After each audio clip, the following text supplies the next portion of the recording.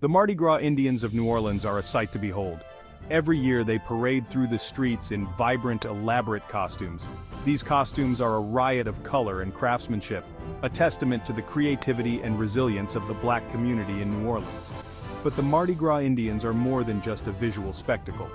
They are the inheritors of a rich cultural legacy, one that stretches back centuries to the indigenous peoples of the Americas.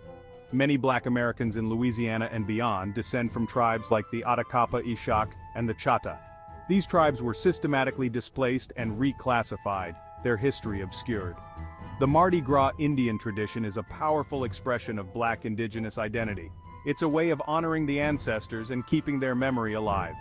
The Indians' costumes, with their intricate beadwork and featherwork, are a direct link to the traditions of their ancestors. Each bead, each feather tells a story of survival, resistance, and cultural pride. The Mardi Gras Indians are a visible reminder of the enduring strength and spirit of black Native Americans. Their story is one of resilience in the face of adversity. The Attakapas, Ishak, and Chata tribes once thrived in the Gulf Coast region, their lives deeply intertwined with the land and waters.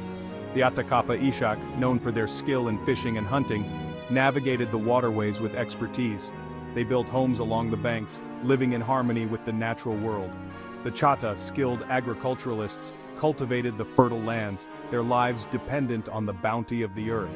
Their history, rich and vibrant, was woven into the very fabric of the region, yet by the mid-19th century their world was irrevocably altered.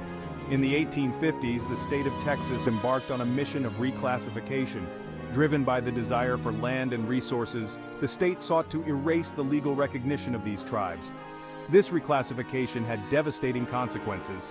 Stripped of their tribal identities, the Attakapas, Ishak, and Chata were denied their rightful claims to ancestral lands. Their way of life, deeply connected to the land, was disrupted, forcing many to assimilate into a society that sought to erase their heritage.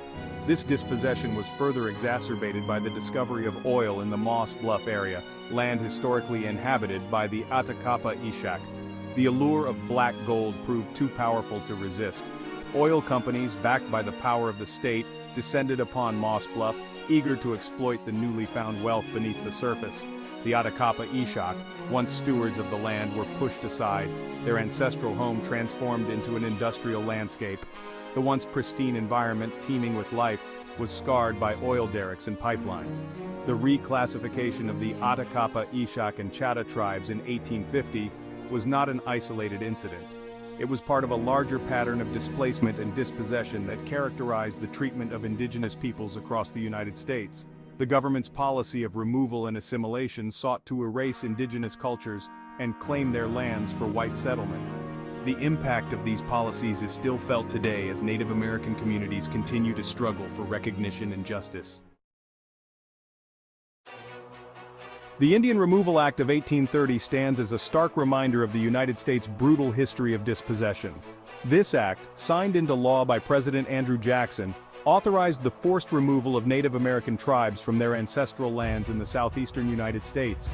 Driven by the insatiable hunger for land and resources, this policy resulted in the tragic displacement of thousands of indigenous people.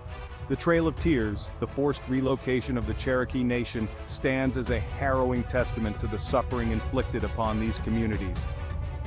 Adding another layer of complexity to this history is the deliberate erasure of black indigenous identities.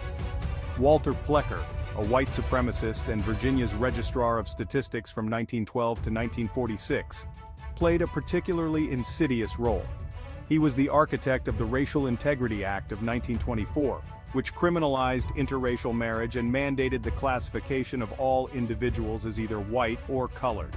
This legislation had far-reaching consequences for black Native Americans, who were often categorized as black, effectively denying their indigenous heritage. Plecker's obsession with racial purity led him to target black communities with deep roots in Native American ancestry. He saw these communities as a threat to his vision of a racially segregated society. Through his work, he sought to undermine their claims to indigenous identity, effectively severing ties to their cultural heritage.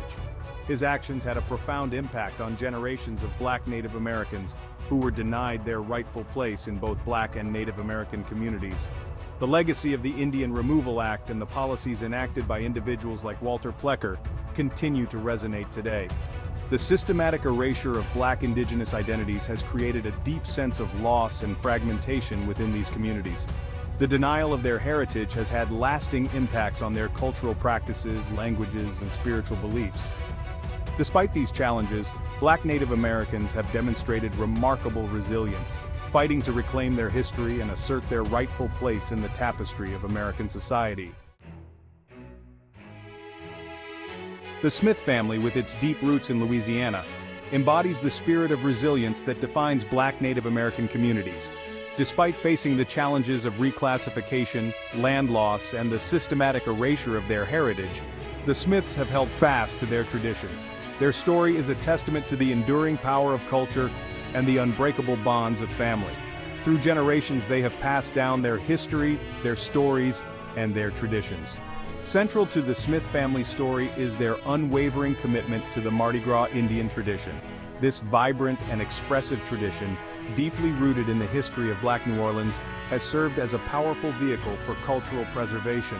The intricate beadwork and feathered costumes, meticulously crafted over countless hours, tell the stories of their ancestors. Each stitch, each feather, represents a connection to their heritage, a defiance of the forces that sought to erase their identity.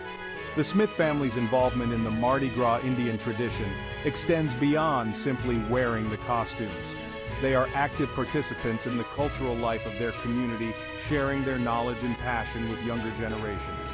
Their home is a testament to their heritage, filled with artifacts, photographs, and stories that speak to their rich ancestry. They are keepers of the flame, ensuring that the spirit of the Mardi Gras Indians continues to burn bright. The Smith family story is not unique. Across the United States, Black Native American families are working tirelessly to reclaim their heritage. Through storytelling, traditional crafts, and cultural events, they are piecing together the fragments of their past, ensuring that their history and traditions are passed on to future generations. Their resilience and determination serve as an inspiration, reminding us that even in the face of adversity, culture endures.